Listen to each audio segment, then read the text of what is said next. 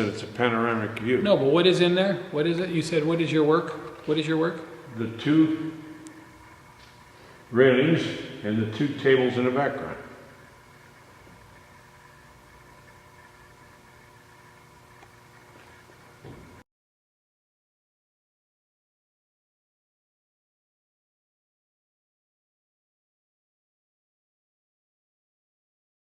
(1920). My father, who was a very clever man, he was a businessman. He was not a worker like me. That's sheet and tube. And they decided as an enterprise, they would form a little corporation to supply people like the sheet and tube with more or less nuisance jobs. In 1961 he died, and the ironworks went directly downhill from 1961 to 1968 or 69. It was about as low as you can get. They were about to go bankrupt when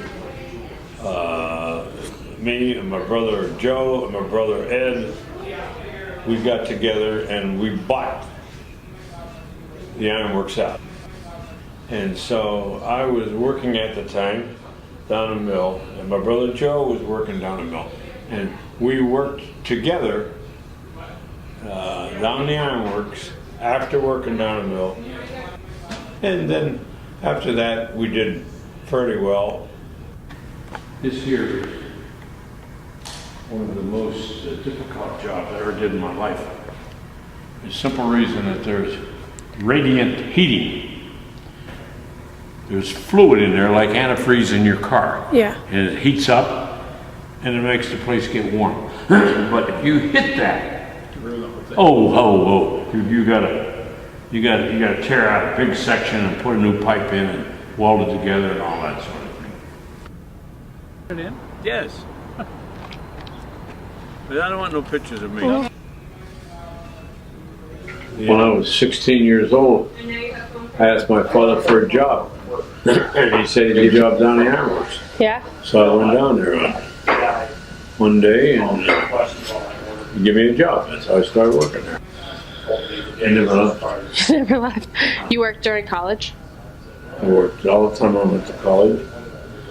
And I went to Ohio State University. And when I went down the mill, I continued on a part-time basis. So I worked there continuously since 1948. And I'm just hanging on in the present building, in the former building, and I'm doing my thing. I do only ornamental iron and railing. I do not do aluminum. I don't do plastic. I don't do wood. I do ornamental iron and railing, and I'm very good at it. And I don't advertise, and I have a lot of demand. That takes me right till today.